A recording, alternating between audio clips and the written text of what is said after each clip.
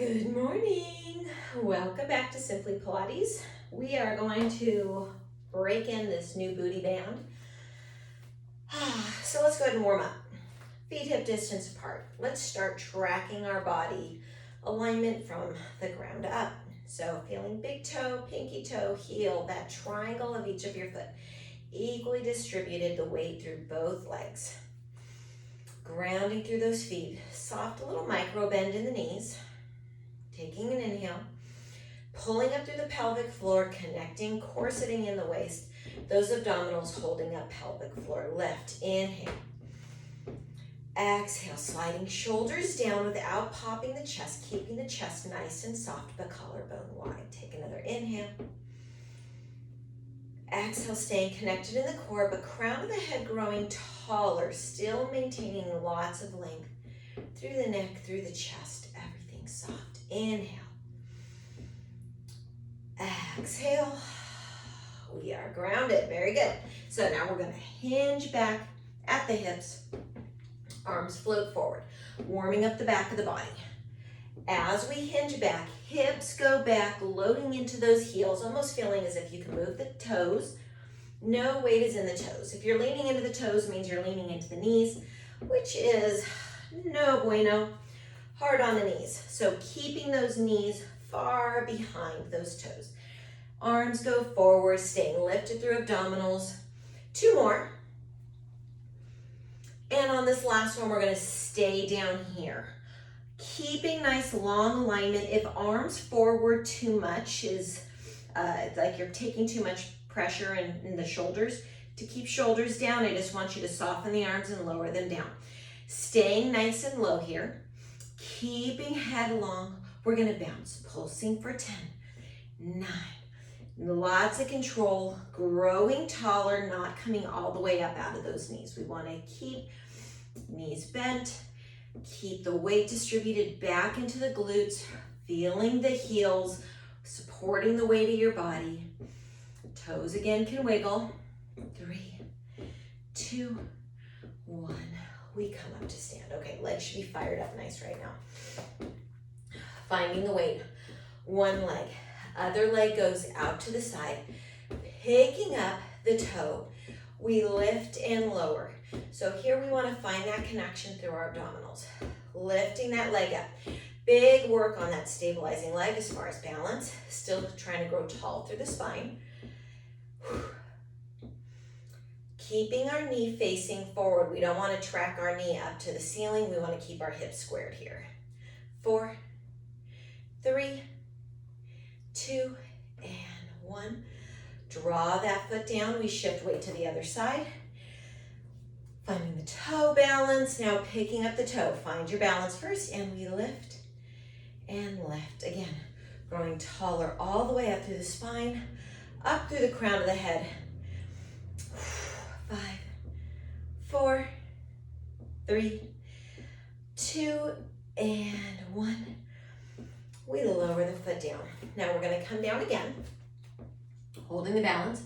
We're going to step out from side to side. Try not to pick up the head. So imagining that the ceiling has just come down on your head, and you're trying to keep that nice load. Again, back into those hips. Stepping out from side to side, try to keep the abdominals lifted while you step out. You're gonna feel, buns, hun. I have my arms out in front of me. It's just my comfortable spot for counterbalance. You can have your hands on your hips. You can have them out in front, wherever you feel best. 3 more. 1 more, each side. Yes, warm. I'm gonna go to the side so you can see the alignment of my body. So I want to pitch forward, hinging forward at the hips. One leg is still going back. Crown of the head's pulling long, which means I'm not tucking chin, I'm not extending chin. Hips are squared. Lift and lower. Lift and lower. So we're not trying to lift the leg so high that we throw an arch in our back. We're trying to keep this back abdominals all compressed in a nice neutral spine. 3 more. 2, 1. Lower the foot down. We go into the other side. Leg day today. Hinge forward, slight little bend on stabilizing leg, hips are squared. Left toe goes back, we lift and lower. If you need, for balance reasons, to tap your toe down before you lift up again, feel free to. Just be aware, upper body's trying to stay as still as possible. 4, 3, 2, shoulders are down. 1, and lower your leg. Let's come down to the mat. We're going to slowly curl back. Feet are about hip distance apart, as wide as you can get them, while already pulling against the booty band. Now, find some resistance, pull on the band and keep it there. We're not going to let it go. We want to keep the band, pull tight. Hands are down, we articulate up. One vertebrae at a time to the top, and then slowly articulate down again. Try to make sure both your feet are anchored in. You're lifting up at the same pace through both sides of the body. Don't let one side take over. One side of my body is stronger than the other. We're all asymmetrical. So what you're trying to do is create that symmetry while you lift and roll down. One more time. We're going to stay up. Rolling up. I'm going to get myself a little bit more adjusted here through the upper body. And I'm going to go up onto my toes. If you want, you can always squeeze your feet in a little bit, toes a little closer to the bum. And we open and close it. Remember, as you close, you're not relieving any of that booty band. We're not letting it go lax. We still want to keep some resistant pull on it, even as you come to center. So knees apart together, knees apart together. Notice I'm trying to stay lifted. As you open your knees, you might feel your bottom drop a little bit. That's okay. When you come back to center, that's when you readjust. Give yourself that height again. 3, and 2, and 1. And slowly articulate down. And pull your knees into your chest. Feel the release in the glutes. Whew. Good job. From here, we go up. Legs go to tabletop, feet together, knees are apart. If you like, you can chin knot, lifting the upper body here.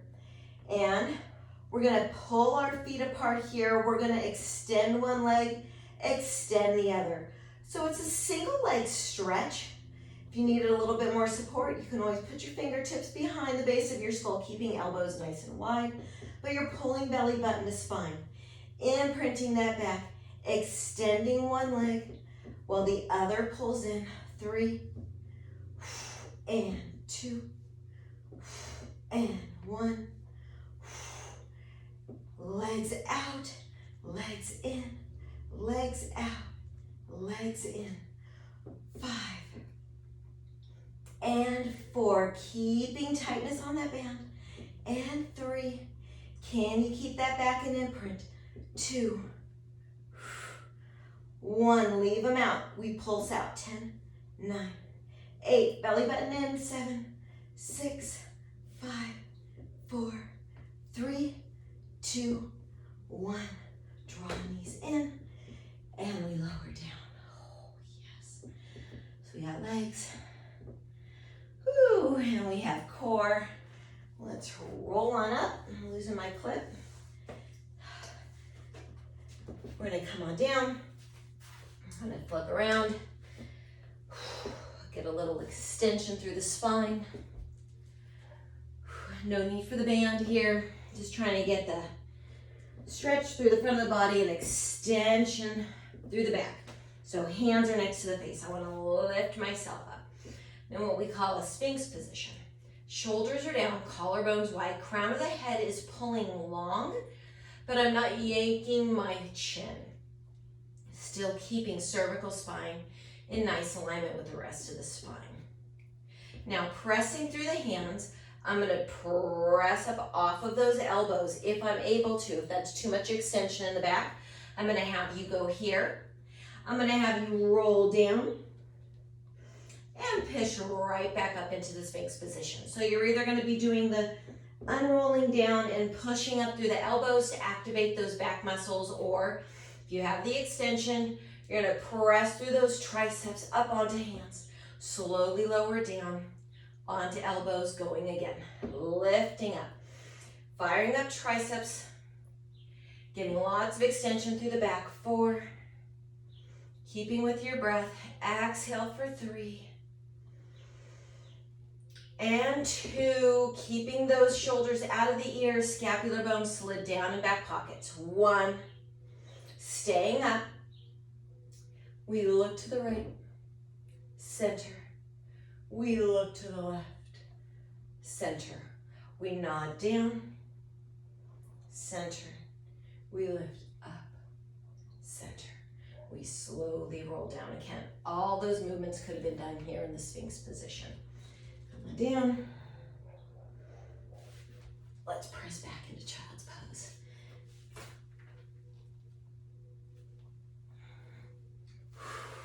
Feel that nice stretch through the body. Chest is wide. And there you go. You're done. So that was the booty band. You're going to notice that the booty band is much wider than just the elastic bands. They're thicker on the inside. They've got grips that are great because then they don't roll. I don't know if you have much experience with the others, but sometimes they have a tendency to roll, especially when you're working lower body. And then the outside is fabric. They are much stronger and much tighter than the elastic bands. So these are primarily used for the lower body, your bigger muscle groups. Upper body, you're not going to get much use out of these unless you're just trying to use it to stabilize, trying to keep your body in alignment by having the band on. But either way, booty band. Hope you enjoyed your workout. Have a great day. See you next time.